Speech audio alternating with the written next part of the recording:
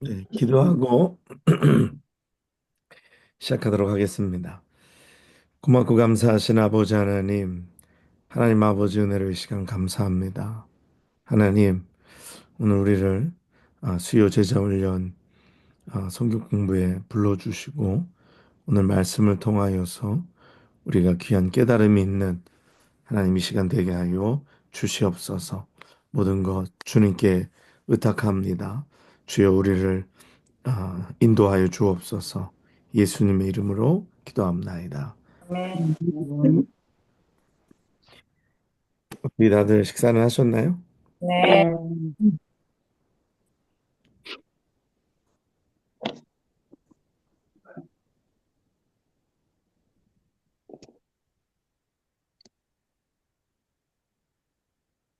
잠깐만요.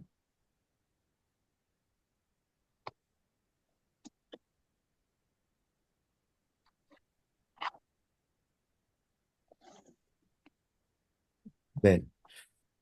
그 예수님의 제자가 된다는 것, 그러니까 제자가 된다는 것은 선생님을 닮아가는 것, 또 선생님을 따라가는 것, 또 그를 본받는 것, 어, 그의 말씀에 순종하는 것. 그래서 성숙한 제자는 어떤 제자냐? 순종함으로 어, 그분과 성숙한 관계를 맺는 것인데 그리스도를 예배하고 신뢰하고 사랑하고 그리고 순종함으로 그분과 성숙한 관계를 맺는 것이 어, 성숙한 제자라고 이렇게 간단히 정의할 수가 있겠습니다. 예. 그래서 제자가 된다는 건 예수님을 닮아가는 것, 예수님을 따라가는 것, 예수님을 본받는 것, 그분의 생각, 사상, 철학, 신념, 또 그분이 우리에게 원하는 그 여러 가지들을 행하는 것입니다.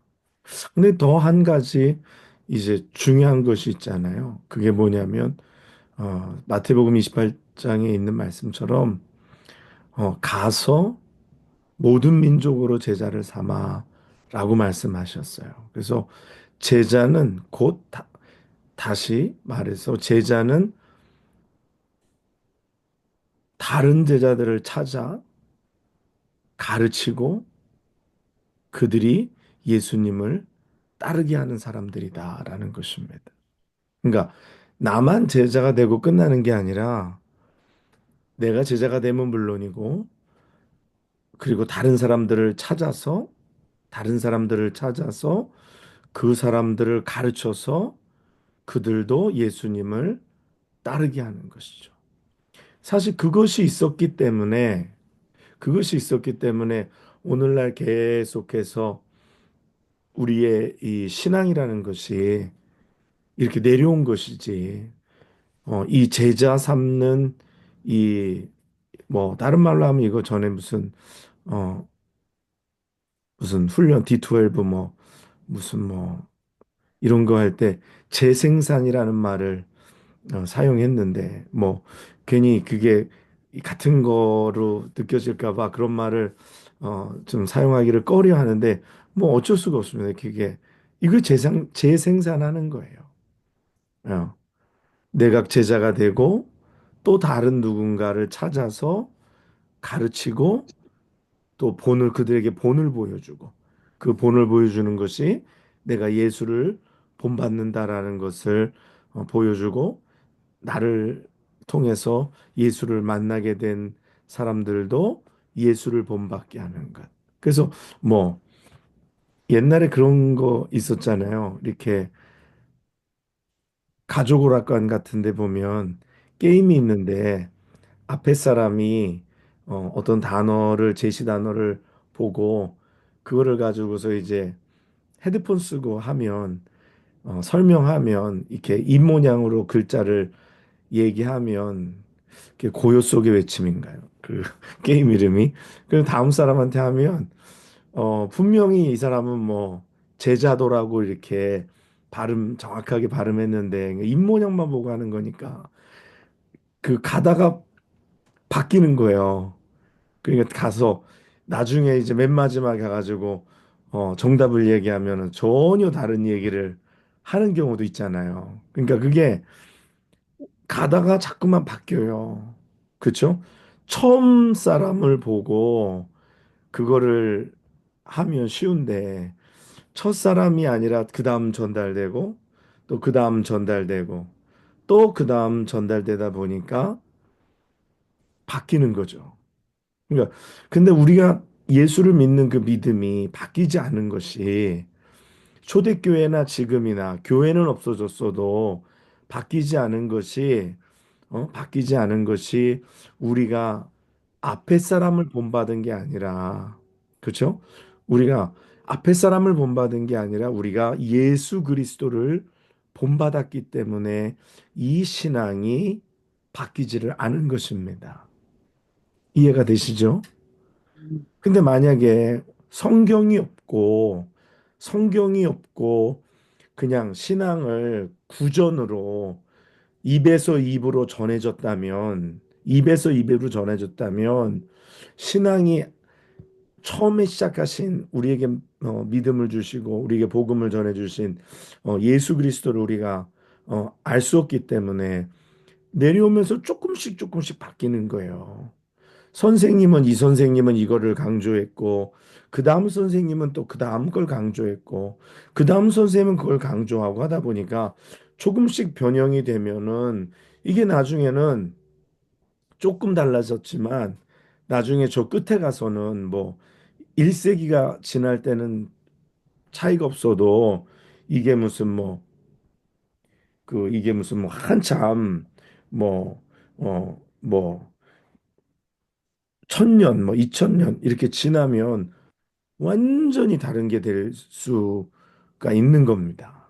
그렇죠? 근데 우리가 바울도 나를 본받는 자가 되라 그랬지만 나를 본받는다는 것에 나는 예수 그리스도를 본받는 나인 거예요.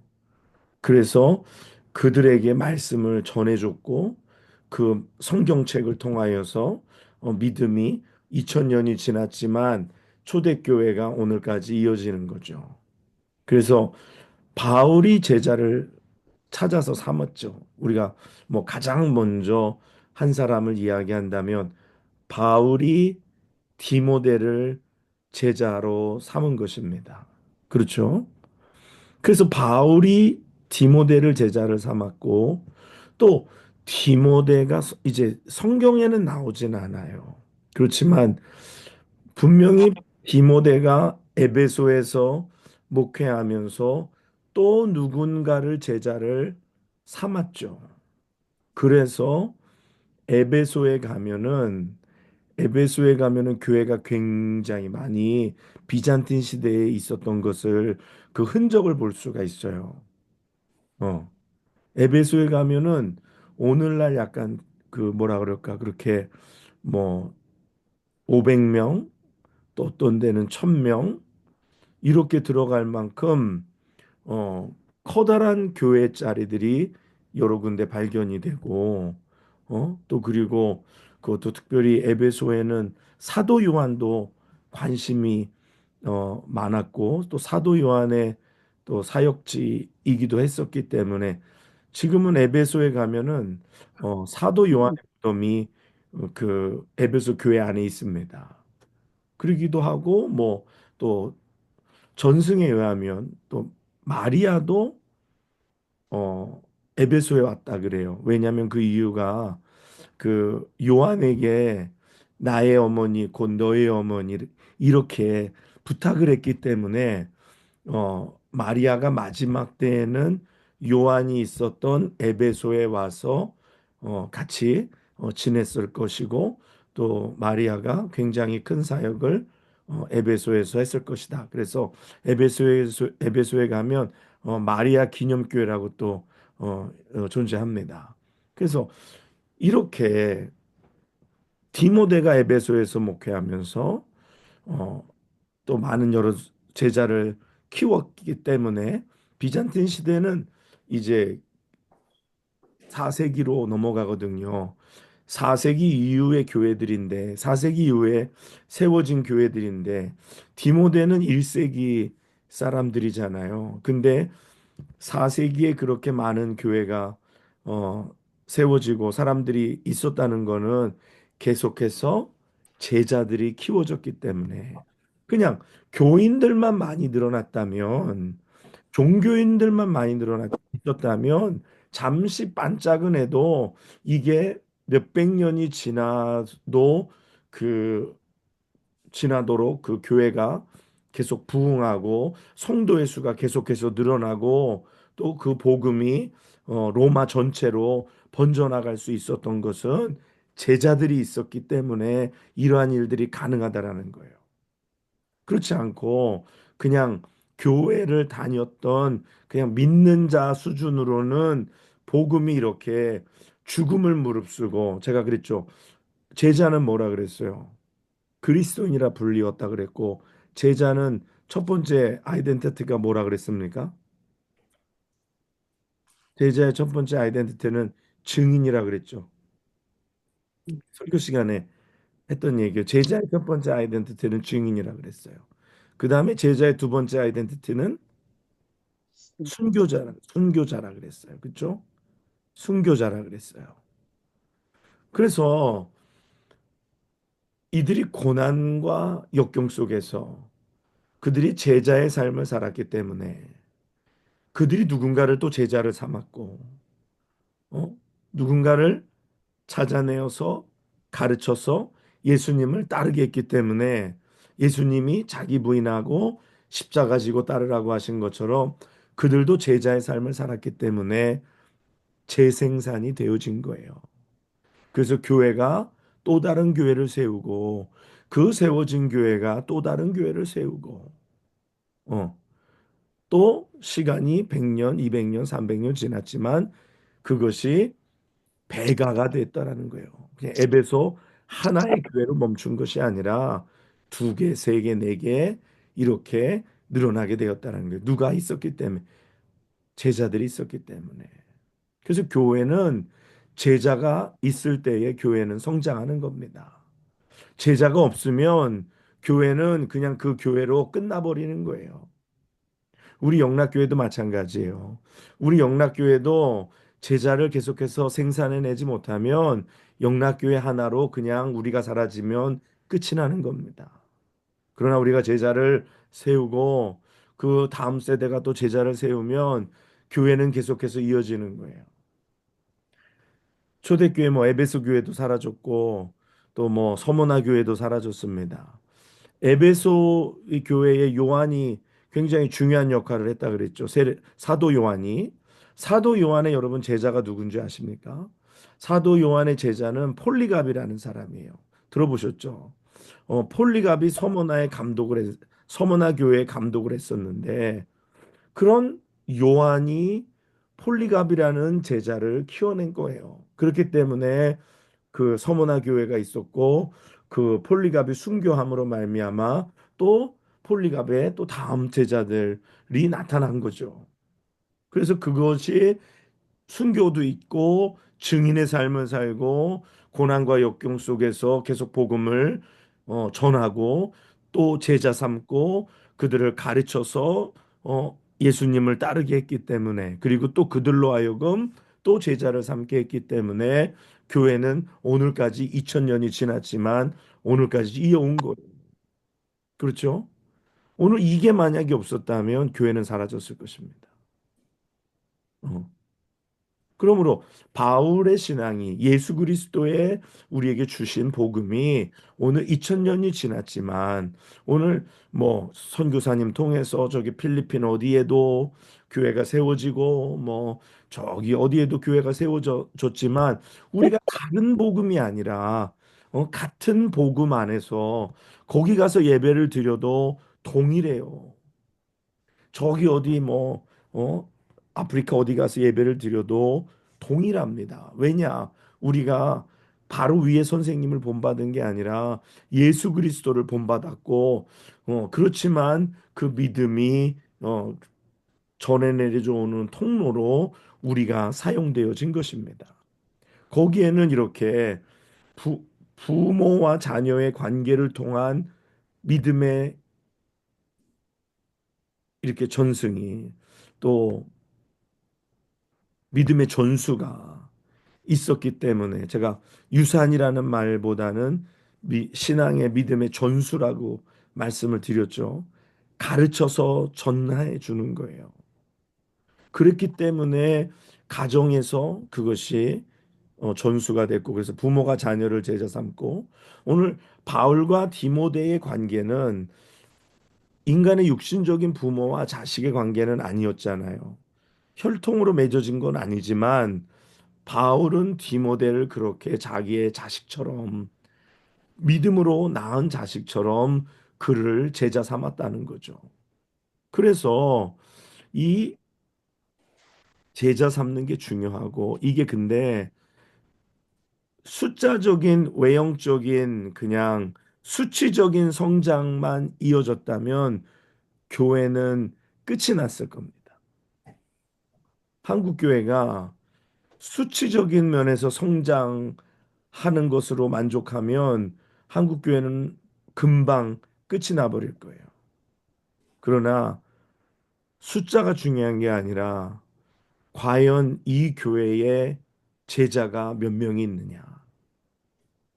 자기의 삶을 주께 드리고, 어? 그리스도를 예배하고, 신뢰하고, 하나님을 사랑하고, 순종함으로 그분과 성숙한 관계를 맺는 제자가 있느냐. 우리가 다음 세대에 뭘 물려줄 건가요? 이 교회 건물을 물려줄 건가요? 건물도 필요하죠. 중요하죠. 그러나 물려줄 것이 믿음이라는 거고, 신앙이라는 거고, 예수 그리스도를 우리가 그들에게 물려줄 수 있는. 근데 어떻게 물려주느냐? 가르쳐야 하는 게 첫 번째고, 두 번째는 내가 본을 보이는 거. 예수 그리스도를 닮는 것을 본을 보여야지 그들도 예수 그리스도를 닮아가는 거죠. 근데 그런 게 없이 뭘 물려줄 거예요? 뭐 건물 잘 유지보수해서 건물 잘 지어서 물려줄 거예요. 그런 건물은 다 사라집니다. 에베소 교회도 가면 얼마나 잘 지어놨는지 몰라요. 근데 지금은 거의 다 무너지고 이제 터만 남아 있어요. 뭐 서머나 무슨 뭐 빌립보 뭐 다 마찬가지입니다. 근데 이 무너지지 않는, 무너지는 거는 육신의 건물은 무너져요. 물질적인 물리적인 건물은 무너져요. 그러나 우리의 믿음이라는 보이지 아니하는 이런 그 물리적인 교회가 아닌 우리의 신앙으로 형성되어 있는 이것은 오늘 에베소 교회의 그 믿음이 오늘 우리에게 있는 거예요. 오늘 이것이 전달되어야지 되는 것이라는 것을 우리는 알아야 되는 거예요. 자녀들에게 뭘 물려줄 거냐? 뭘 전승할 거냐? 뭘 전수할 거냐? 이 굉장히 중요하고 심각한 문제입니다. 교회 안에서도 우리가 다음 세대를 제자 삼아야 하는 거예요. 또 이제 나이 드신 이제 믿음의 1세대들은 믿음의 2세대들에게 신앙을 전수해야 하는 거예요. 신앙을 전수하는 거, 내가 예수 그리스도를 따르는 거, 본을 보여주는 거죠. 자기를 부인하고 자기 십자가 지고 주님 따라가는 거, 믿음으로 사는 거, 말씀대로 사는 거, 이거를 보여주지 않으면 교회는 사라집니다. 교회는 무엇에 위협받고 있느냐면 외형적인 것에 위협받는 것이 아니라 교회는 내적인 것에 위협받고 있는 거예요. 외형적인 것의 위협은 내적인 위협에 드러나는 현상일 뿐입니다. 그래서 우리가 이러한 것을 반드시 우리가 기억하고 제자가 또 다른 제자를. 그래서 바울도 디모데에게 너는 다른 사람들을 찾아내서 그들을 가리키라. 어, 교훈을 받을 만한 사람들을 찾아내서 그들에게 가르치면 그들이 또 다른 사람을 또 세우리라. 그래서 가르치는 일에 대하여서 바울은 분명히 얘기합니다. 가르치는 것이 그냥 티칭만 얘기하는 게 아니라 가르치는 것이 어, 모든 것을 포함한다. 티칭, 코칭, 트레이닝, 이 모든 것들을 포함한다. 내가 본을 보이는 거고, 내가 그렇게 사는 걸 보여주는 거고, 그렇게 사는 것을 가르쳐 줘야 하는 거고. 그래서 교회에는 성숙한 제자들이 굉장히 많이 필요합니다. 성숙한 제자들. 결국은 이 성숙한, 이 믿음의 장성한 분량에 이른 이러한 제자들이 있을 때의 교회는 유지되고 교회는 그 믿음이 전달되는 거예요.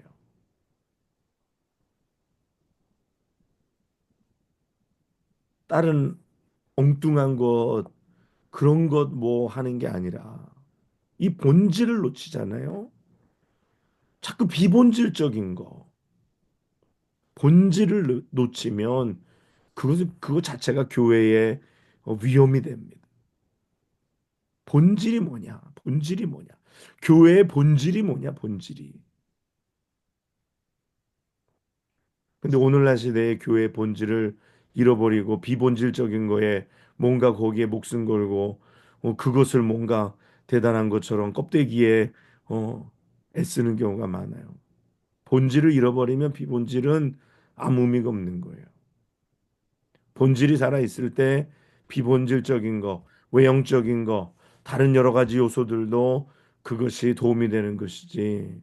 우리가 본질을 잃어버리지 말아야 합니다. 그래서 우리가 성숙한 그리스도인이 되어야 된다. 성숙한 제자들이 되어야 된다. 그래서 교회가 이 수치적으로 성장하는 거를 뛰어넘는 그 성숙함이 있어야 합니다. 교회가 성장했는데 성숙한 제자가 없죠. 그러면 그 교회는 굉장한 어려움을 당해요. 성숙해야 돼. 어, 교회 리더십 안에 성숙함이 있어야 됩니다. 이 성숙함이 없으면 교회는 아무리 커져도 아무 의미가 없습니다. 휘청거릴 수밖에 없는 거예요. 그래서 이제 제가 오늘 먼저 말씀드릴 것은 내가 누군가를 제자로 또 가르치고 그들도 예수님을 따르도록 해야 하는데 거기에는 몇 가지 필요한 요소들이 있어요.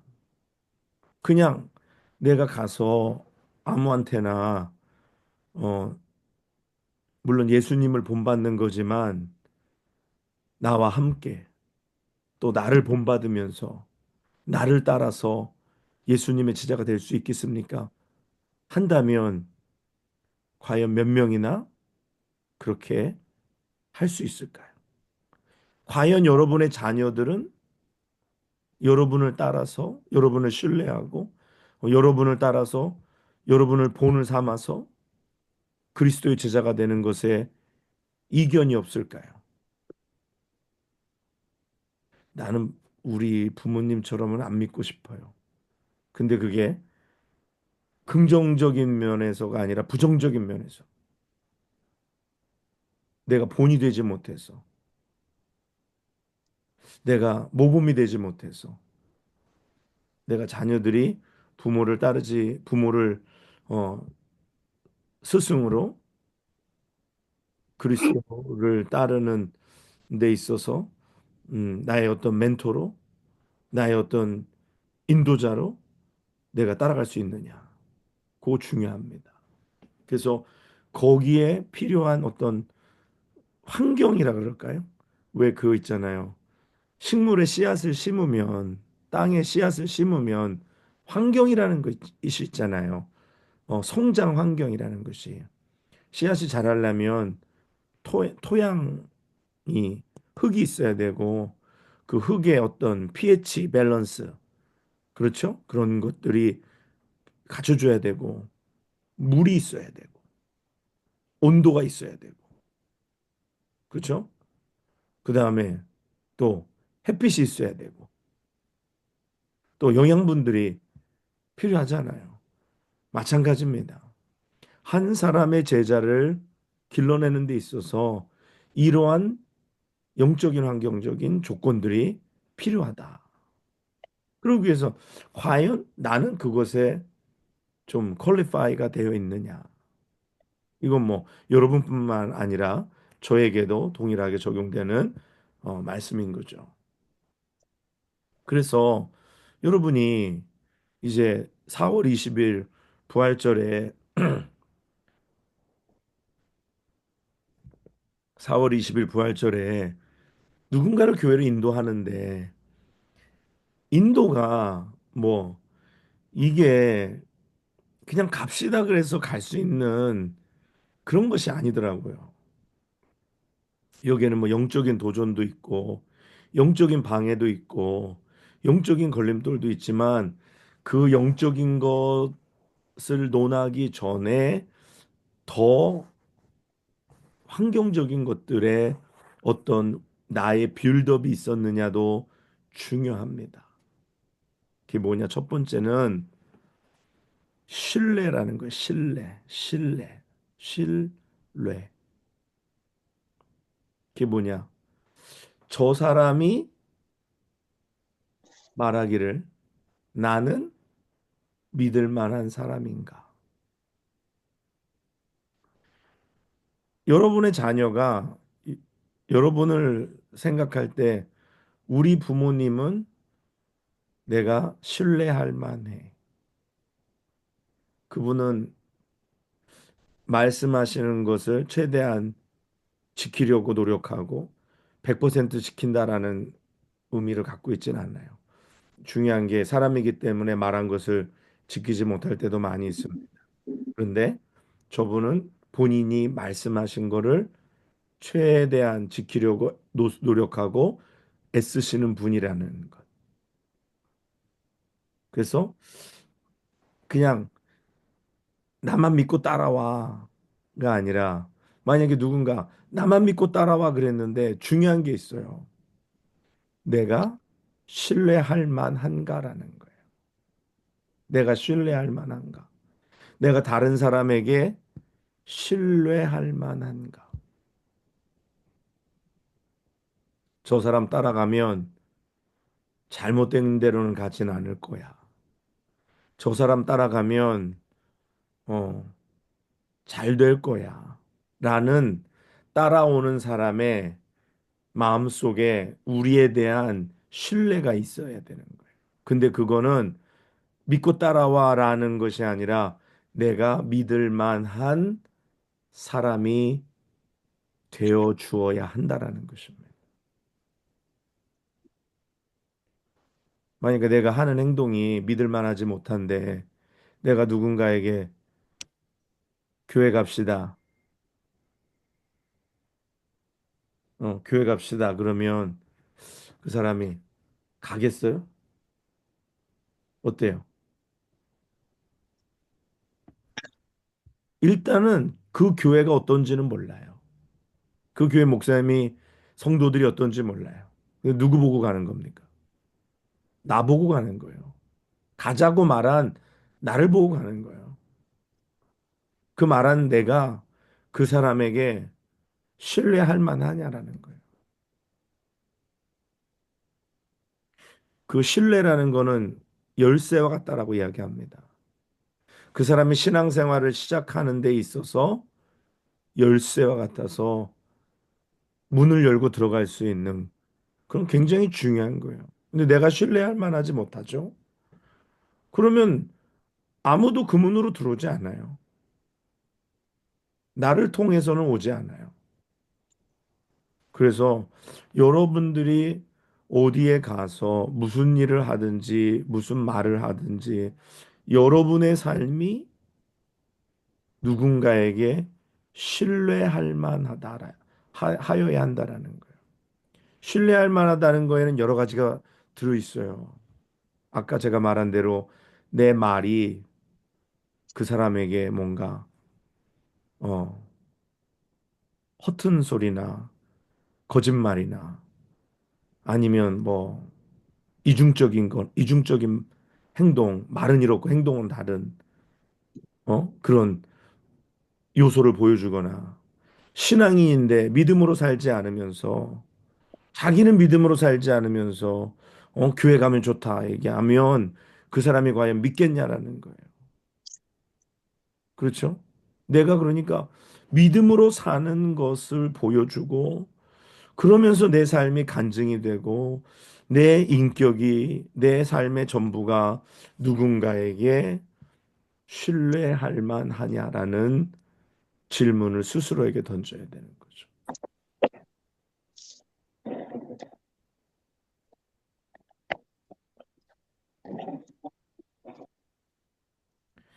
중요합니다. 왜 그런지 아세요? 요즘 사람들은요, 너무 가까이 가는 것도 싫고, 너무 멀리 가는 것도 싫어해요.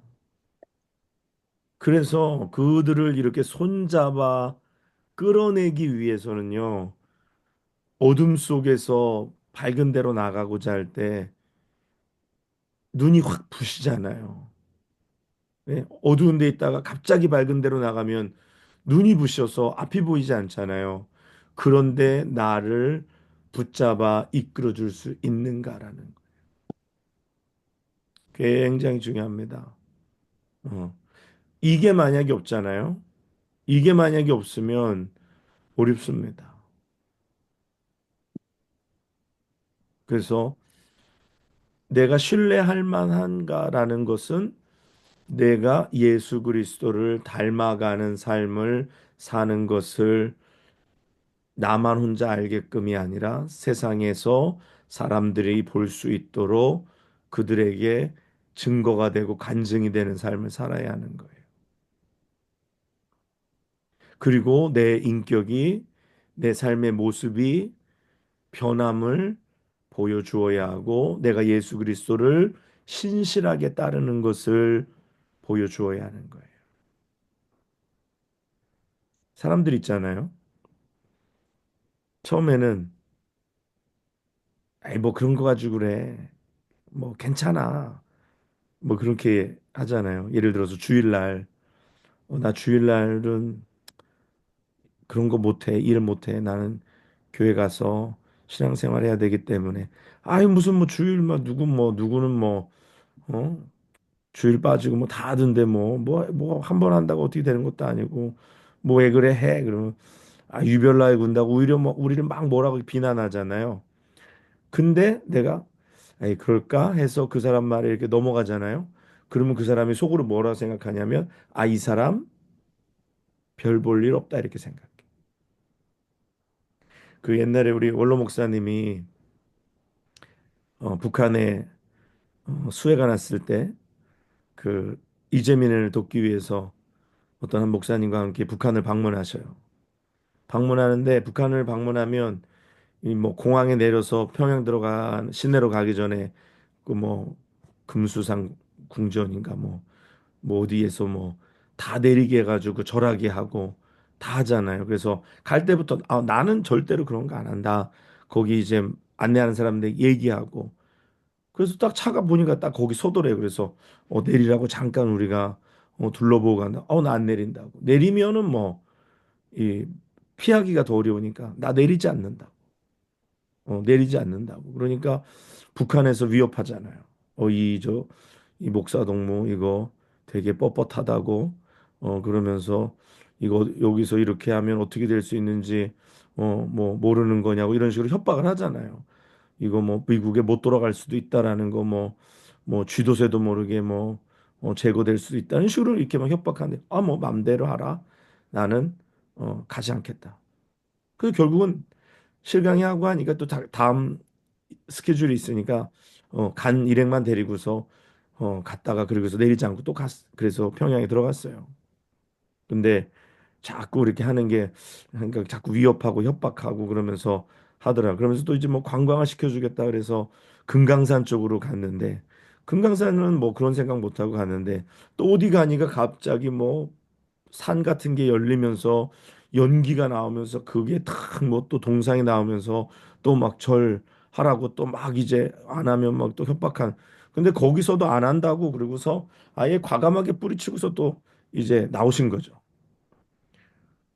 그러니까 나중에 그 안내하는 사람이 막 처음에는 협박하고 이게 반동이라고 얘기하고 이제 뭐 못 나갈 수도 있다고 막 그렇게 얘기하다가 나중에 끝날 때 되니까 거기에 있는 그 안내하던 사람이 딱 오더니 조용히 그러더래요. 내가 이거 목사님들 뭐 한국이고 미국에서 많이 왔는데 이 목사 동무 진짜 목사네. 딱 그러더래요. 얼마나 많은 사람들이 위협과 협박 속에 정말 두려움 속에 끌려가서 뭐 정말 원치 않은 일들 했었겠어요. 근데 내가 예수님의 제자로 사는 것을 보여주면 처음에는 사람들이 유별나다, 별나다, 왜 그러냐, 뭐 너만 예수 믿냐, 그래도 나중에 돌아서서는 그 사람을 존경하는 겁니다. 네, 존경하는 거예요. 그래서 여러분 끝까지 내 믿음을 내가 예수 그리스도 안에서 잘 지키고 사람들에게 보여주어야 하는 거예요. 이거는 차가운 것도 아니고 더운 것도 아니고 믿는 것도 아니고 안 믿는 것도 아니고 이도저도 아닌 그런 게 아니라 그리스도께 신실하면 세상 사람들에게도 신실해야 돼요. 어? 이런 것을 통해서 그들이 마음을 연다라는 거예요. 아, 이 사람이 믿는 예수 그리스도 따라가면 될 것 같다. 이 사람이 뭘 하는데 인간적인 방법이 아니라 하나님의 방법으로 한다는 거예요. 그래서 뭔가 되는 것을 보여주어야 하는 거예요. 이 사람 예수 믿는다고 하는데 세상의 방법과 똑같이 세상의 방법과 똑같이 하는 거예요. 세상의 방법과 똑같이 하는 거예요.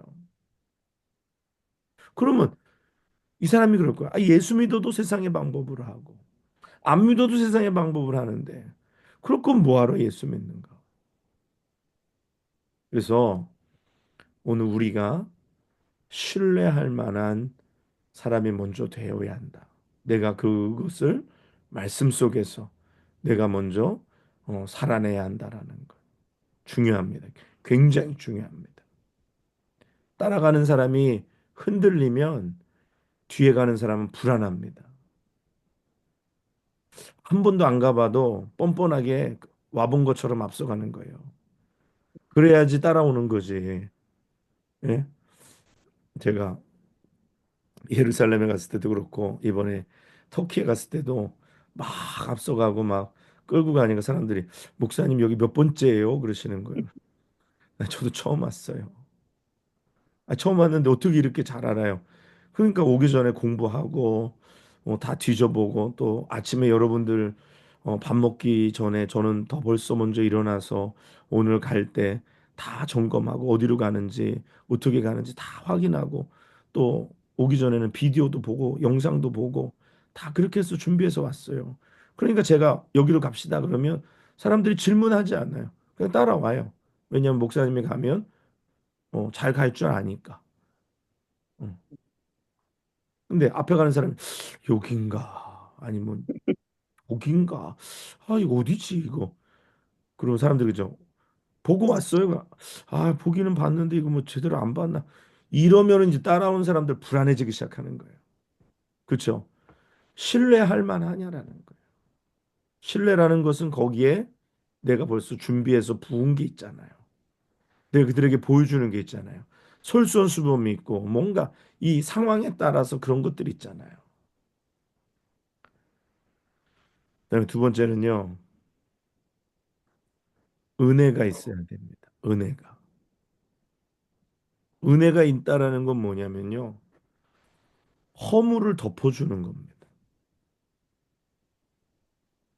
은혜가 있다라는 거는 사람의 허물을 덮어주는 거예요. 그런데 허물을 끄집어내서 부끄럽게 만드는 거는 은혜가 아니에요. 물론 잘못한 것에 대한 지적이 있을 수 있어요. 그렇지만 그거를 덮어주는 것, 그리고 칭찬해 주는 것,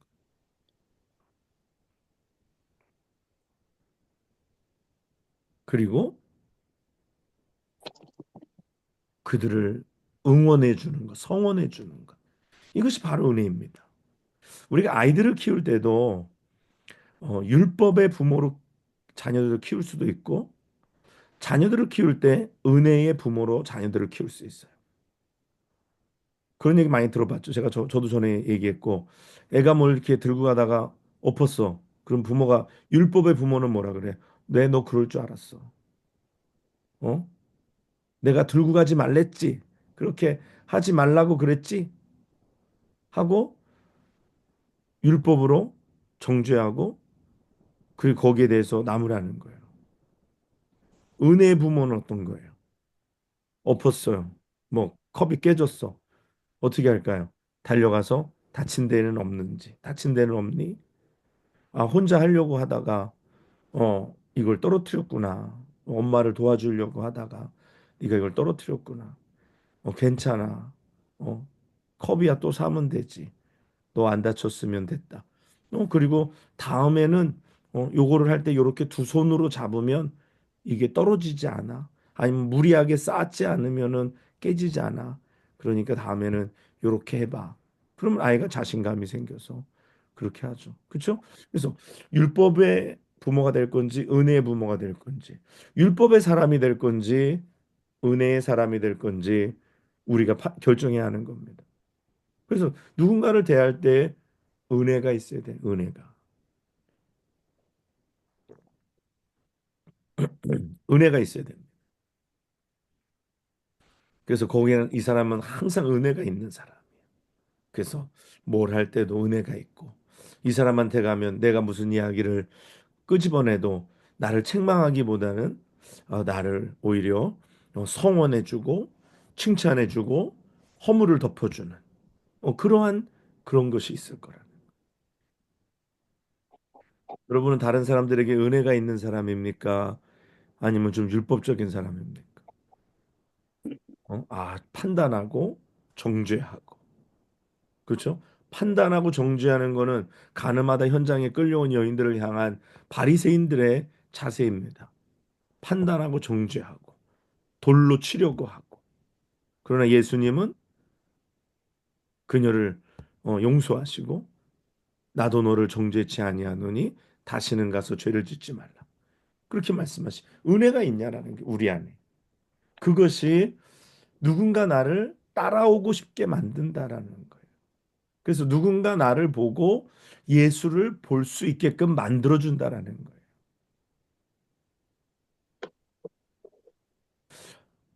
바울이 디모데에게 그랬어요.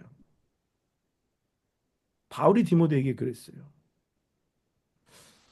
제자를 삼으려면 그렇게 해야 합니다. 첫 번째 뭐가 있어야 된다고요? 신뢰, 신뢰가 있어야 된다 그랬어요.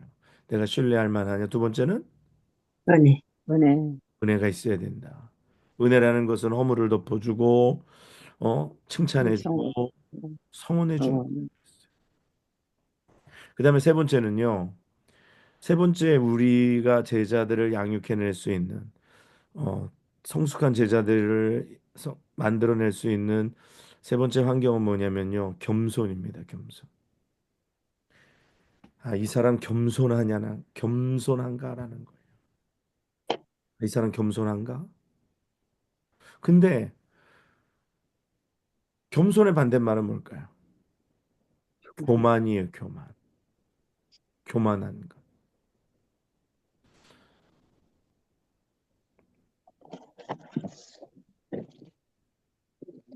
요즘은 애들도 겸손하질 않아요.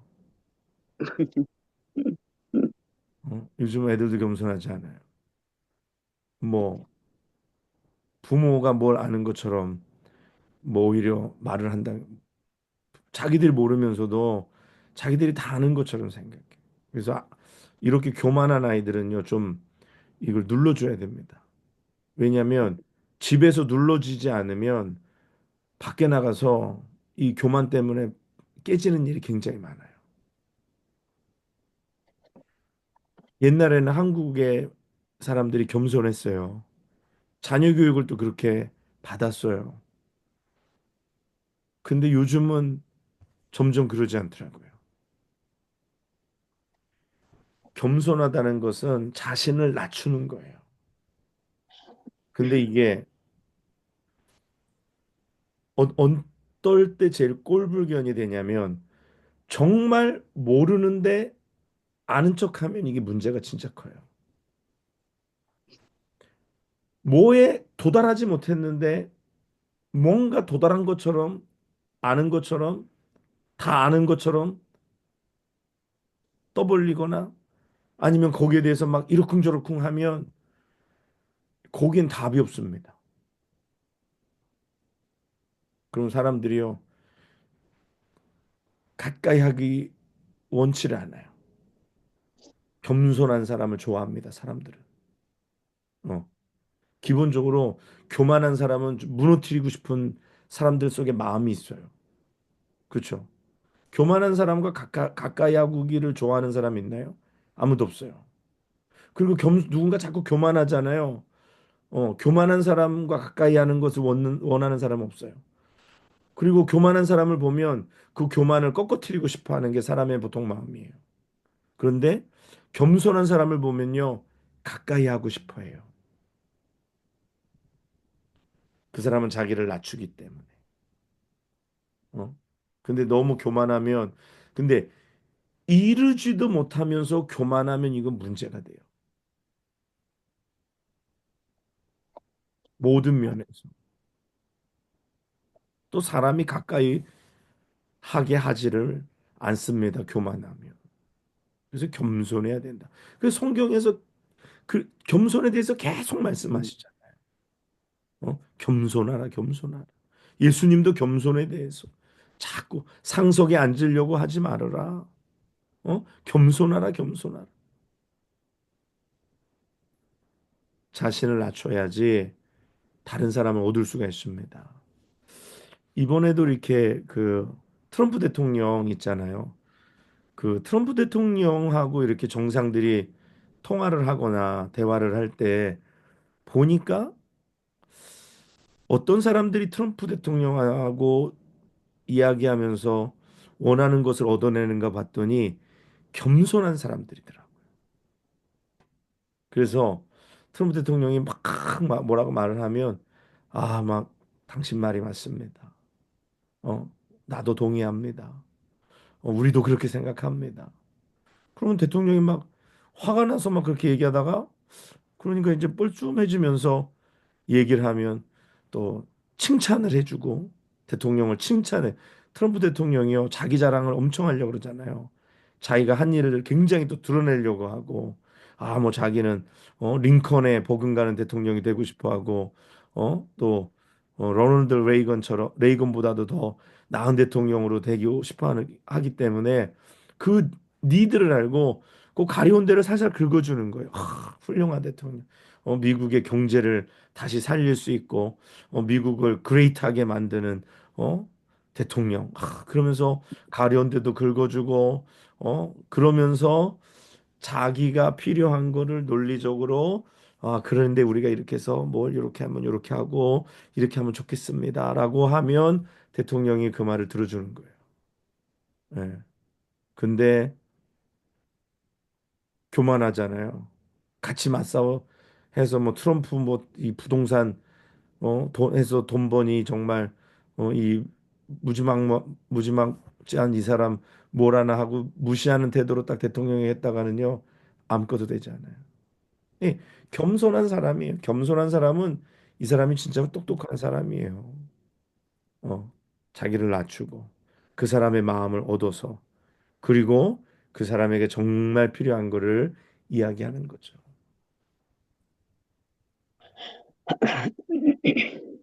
자, 겸손이 굉장히 중요합니다. 그다음에 네 번째는요. 복종입니다. 복종. 복종. 복종은 뭐냐? 내가 하나님 앞에 내가 복종하는 삶을 사느냐.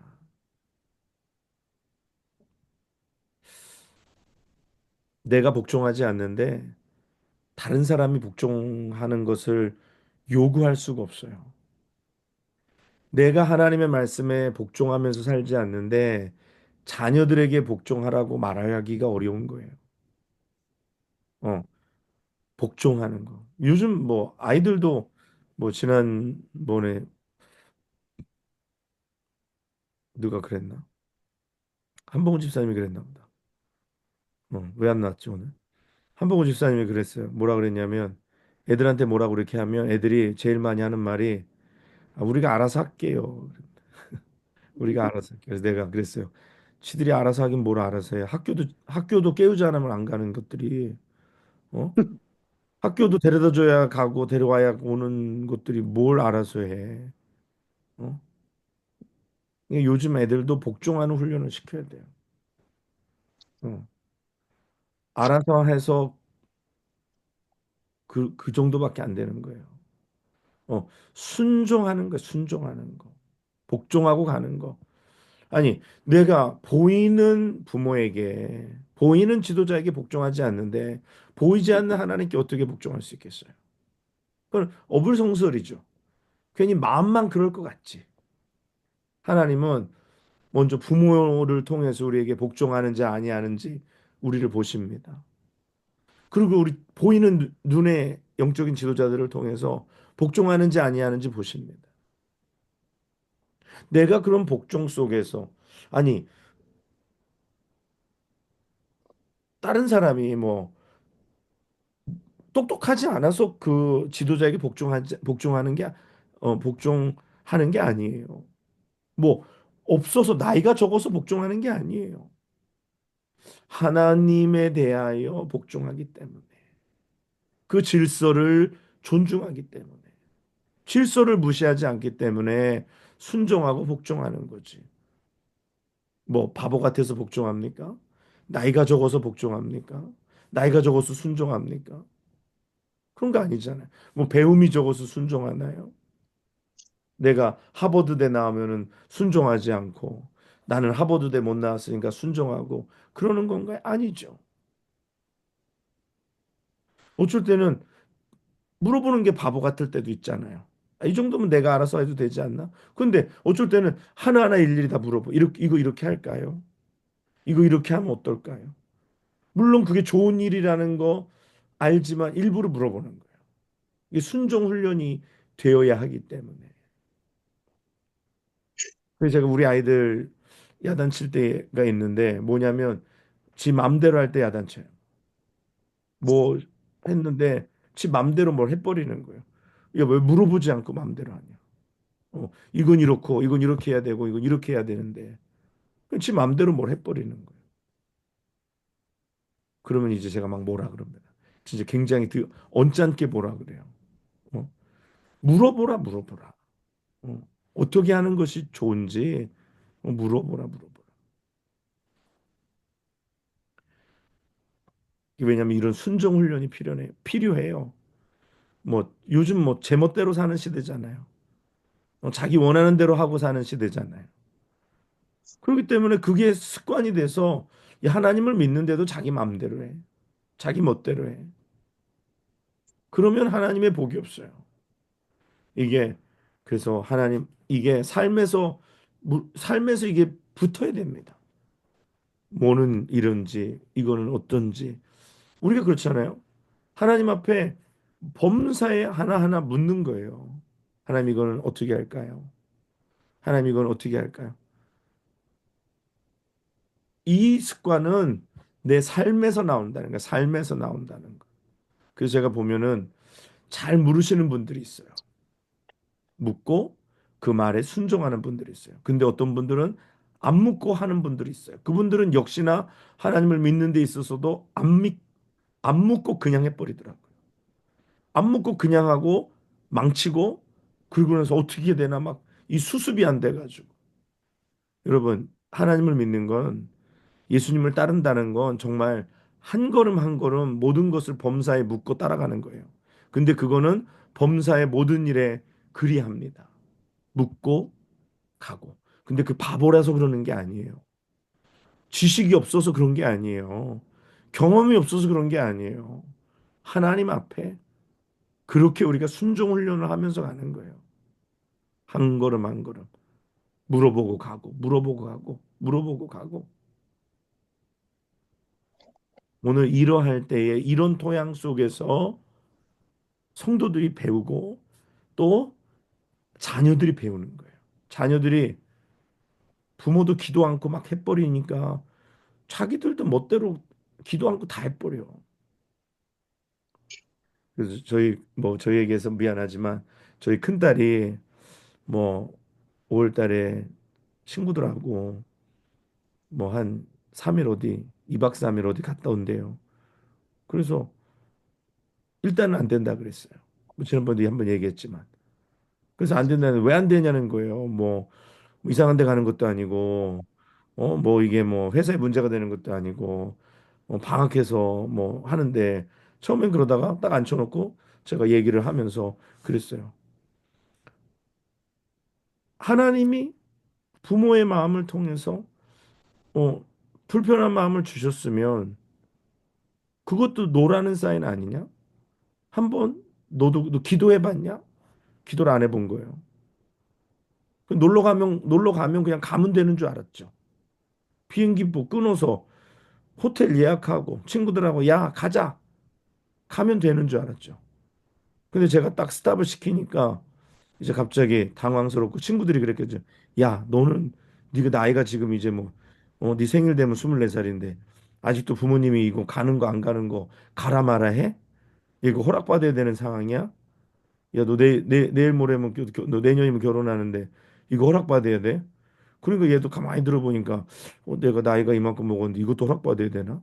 그래서 내가 딱 얘기하면서 뭐, 네가 결혼해서 나가 사는 동안은 나의 허락 받을 필요 없고 네가 독립해서 내 집에 없는 상황이면 또 얘기가 다른데 너 나랑 같이 살고 너 지금 내 딸로 집에서 사는 동안은 내 허락이 필요하지. 기도해봐. 그래서 하나님 앞에 허락을 받았냐? 하나님이 가라는 마음을 주셨냐? 그랬더니 이제 입이 쑥 들어갔어요. 그래서 기도해봐라. 그래가지고 기도해 본다고 이제 시간을 갖고 있는 중이죠. 그래서 제가 저도 기도하는 중이에요. 그래서 안 된다라는 게 아니라 좀 삶 속에서 복종하는 훈련, 순종하는 훈련을 좀 받아야 된다라는 거예요. 발 달려서 지 마음대로 가는 인생이 아니라 순종하고 복종하는 훈련. 내가 알아서 하는 게 아니라 신앙은 내가 알아서 하는 게 아니라 하나님 명령에 따라 순종하고 복종하고 그 길 따라가는 것입니다. 기도해보고 하나님이 응답하시면 그 길 가는 거죠.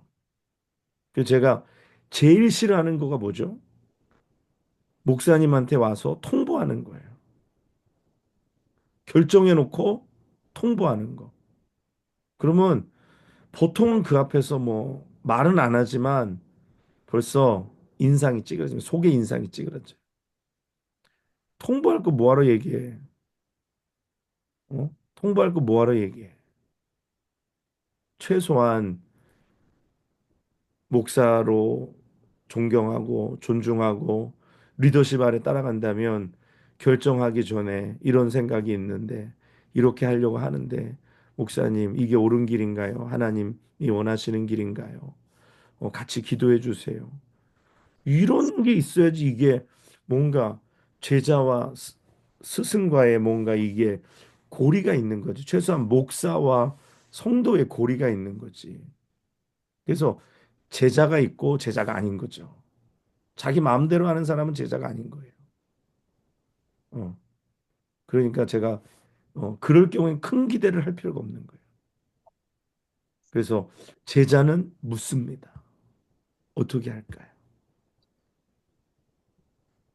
길을 제시해 주세요. 아니면 코칭해 주세요. 아니면 주님의 티칭은 어떤 겁니까? 같이 기도해 주세요. 이게 복종 훈련이에요. 알아서 하는 게 아니라, 알아서 하는 게 아니라, 알아서 해서 잘 되면 문제가 없는데, 보통 이렇게 알아서 하면 잘 안 돼요. 어. 오랜 목회 경험 속에 보면, 알아서 해서 잘 된 사람들은 없어요. 기도하고 묻고, 어떻게 할까요? 방향을 구하고, 하나님께 구하고 같이 기도해 달라고 하고, 뭐, 내 신앙 내가 알아서 하고, 내 인생 내가 결정하고, 내가 기도하고 정하는 거, 그러면 목사가 뭐 필요 있어요? 혼자 성경 보고, 혼자 기도하고, 혼자 예배하고, 그냥 말지. 온라인으로. 근데 하나님이 목자를 붙여줬잖아요. 그렇죠? 목회자를 세워줬잖아요. 부모님을 줬잖아요. 부모님이 왜 있어요? 부모님께 물어야죠. 기도해 주세요. 그래서 나이가 먹어도 부모님께 이렇게 기도 부탁을 하고 자기 내용을 아뢰어드리고 이러는 자녀들은요 참 복 있는 자녀들이에요. 요 복종 훈련이 돼야 된다. 복종해야 다른 사람도 그렇게 따라옵니다. 그 다음에 다섯 번째는요 긍정입니다. 긍정. 긍정이라는 건 뭐냐면요. 뭐 요즘 뭐 사람들이 긍정적인 마인드, 뭐 포지티브 띵킹 이런 거랑은 조금 차이가 있고요. 긍정이라는 건 뭐냐면 우리가 다른 사람들로부터 우리의 강점과 기여를 인정받는 말을 듣는 것이다라고 어, 어느 목사님은 말씀합니다. 우리가 다른 사람들로부터 우리의 강점과 우리의 기여를 인정받는 거예요. 인정받는 말을 듣는 거예요. 그 디모데 후서를 보면 바울이 디모데에게 편지할 때 긍정의 말을 합니다. 무슨 말을 하냐면 나는 너 때문에 항상 감사하다. 너를 생각할 때마다 항상 감사하다. 여러분 생각해 보세요. 여러분의 스승이 여러분을 생각할 때마다 항상 감사하다. 근데 인간적으로 솔직히 감사할 일만 있나요? 그런 제자가 있나요? 우라통이 터질 때도 있겠지. 이 바울과 디모데는 성격이 기본적으로 달라요. 바울의 성격과 디모데 성격은 달라요. 또 스피드도 다르고. 바울과 디모데는 어떻게 보면 성향적으로 하면 뭐 MBTI 무슨 요즘 성격 테스트 거기에 보면 둘은 아마 반대일 거예요. 근데 바울이 디모데에게 나는 너를 생각할 때마다 하나님 앞에 늘 감사한다. 그런 얘기를 들으면 디모데는 무슨 생각이 날까요? 디모데는 나를 이렇게 사랑해주고 나 때문에 감사하는 우리 선생님 때문에 힘이 나는 거예요. 힘이 나는 거예요. 하나님에게서부터로 힘을 받지만 왜 눈앞에 보이는 선생님을 돕겠어요? 예수님이 직접 제자 삼으시면 되지만 왜 우리한테 너는 가서 모든 민족으로 제자를 삼으라고 우리에게 제자 삼으라고 했겠어요?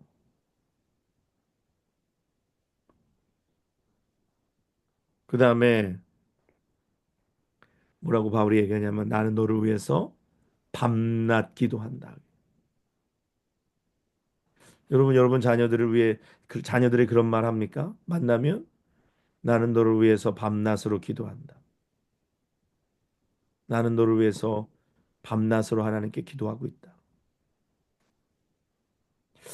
자녀가 힘든 일이 있어서 여러분에게 전화했다가 뭐 힘들다는 얘기는 참아 못하고 그냥 빙글빙글 말을 돌릴 때 여러분이 여러분의 자녀에게 그가 가지고 있는 고민이 뭔지는 잘 모르지만 속에 깊은 고민이 있지만 말 못할 때 그때 자녀에게 이 한마디 한다면 나는 너를 위해서 밤낮으로 기도한다. 자녀가 용기를 받지 않겠어요? 어려운 순간에 나의 부모님이 나를 위해서 기도하고 계시구나. 포기하려다가 포기하지 않고 계속해서 그 일을 정진하지 않겠어요? 그러면서 너를 보기를 원한다. 바울이 그러잖아. 나는 너를 보기를 원한다. 응, 나는 너를 보기를 원한다. 그러니까 얼마나 이 디모데 마음이 설레겠어요. 나는 너를 보기를 원한다. 누군가 나를 이렇게 보고 싶어 하는 사람. 근데 우리들이 애들한테 가끔가다 뭐라고 얘기해요. 전리가 꼴도 보기 싫어. 요거 굉장히 상처되는 말입니다. 꼴도 보기 싫어. 그러면 이게 아무 말, 뭐 진담은 아니더라도 이게 뭐라 그럴까? 화살 같아서 쐈는데 지금은 안 와닿는데 뭐 멀리 날아가는 화살 같아서 나중에 한참 지나서 그게 탁 올 때가 있어요. 그 상처가 됩니다. 그런 게 아니라 바울은 디모데에게 나는 너를 보기를 원한다.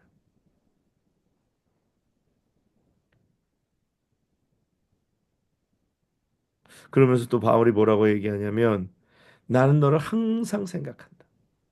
나는 너를 항상 생각한다.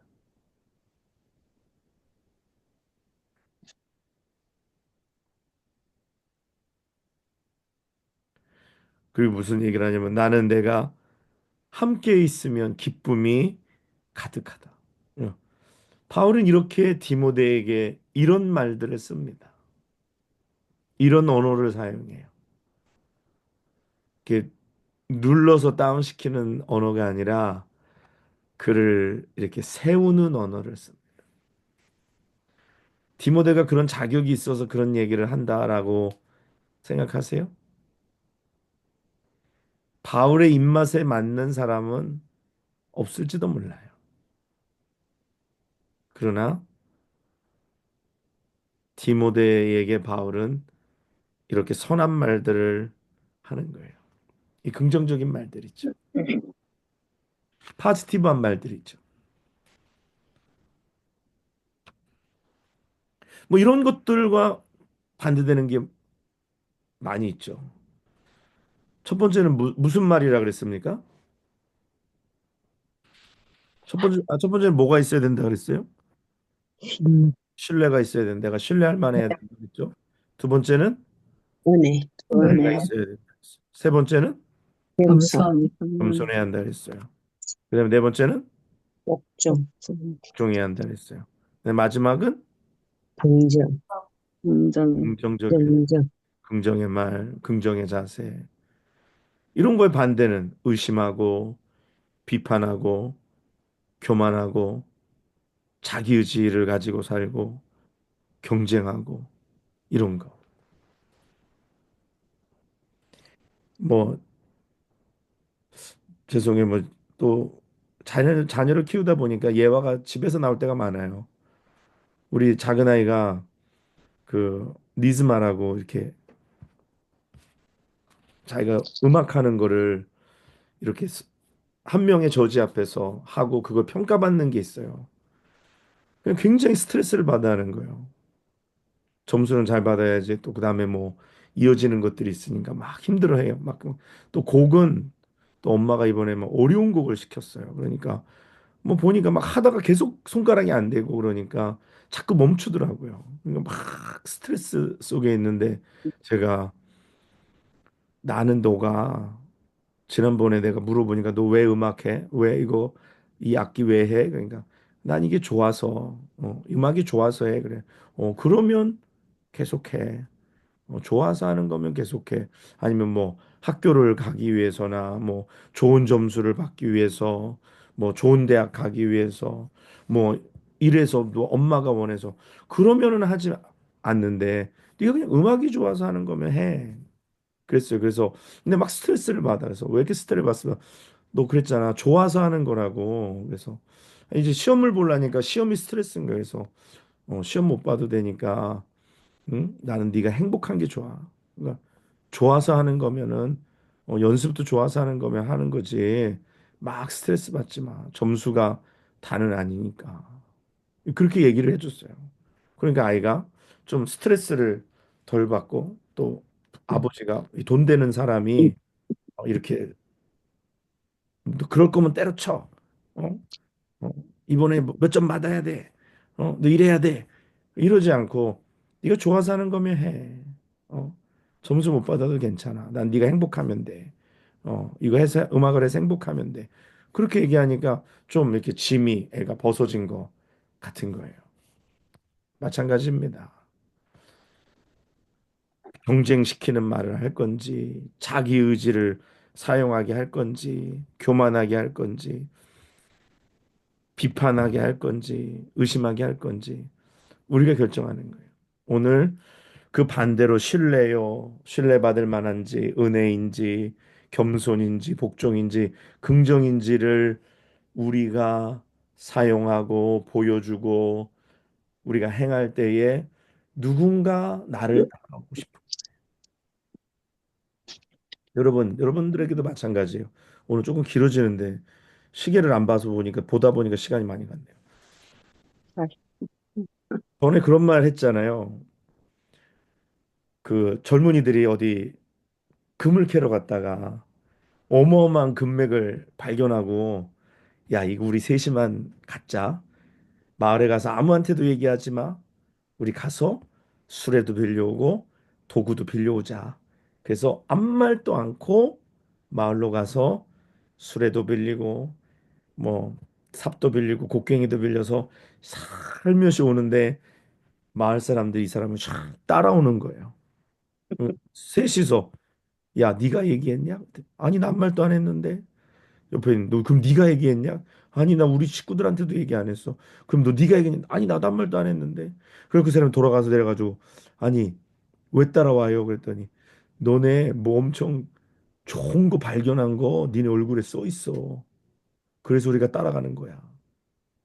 여러분 얼굴에 예수님의 제자로 살아가는 거에 대한 행복과 만족감이 있지 않으면 아무도 여러분 따라오지 않아요. 오늘 여러분이 예수 믿는 거, 예수의 제자로 살아가는 거에 대한 만족감과 행복감이 얼굴에 있어야 돼요. 영락교회 누가 올까요? 여러분 얼굴이 전도지입니다. 여러분 얼굴 보고 저거 따라갔다가 나도 저렇게 되겠다 싶으면 안 오는 거예요. 근데 저 사람 따라가고 싶다. 저 사람 다니는 교회 나도 가고 싶다. 그래야 오는 겁니다. 그러니까 인상 피고 다녀요. 기도하겠습니다. 고마우신 아버지 하나님, 하나님 아버지 은혜를 감사합니다. 오늘 내가 예수 그리스도의 참 제자로 행복하게 살아야 다른 이들도 주님을 따라오게 할 수 있는 줄 믿습니다. 오늘 예수 그리스도의 제자로 내가 살게 하시고 우리의 자녀들에게 귀한 본을 보이는 삶 살게 하옵소서. 오늘도 이 밤에 늦은 시간까지 함께한 우리 성도들, 예수님의 제자들 축복하여 주시고 저들의 삶에 예수의 제자도가 넘치게 하여 주옵소서. 우리 음, 교회가 제자가 많은 교회가 되게 하여 주시옵소서. 음, 감사하며 예수님의 이름으로 기도하옵나이다. 네. 네, 네. 감사합니다. 감사합니다. 네, 안녕히 아, 주무세요. 수고하셨습니다.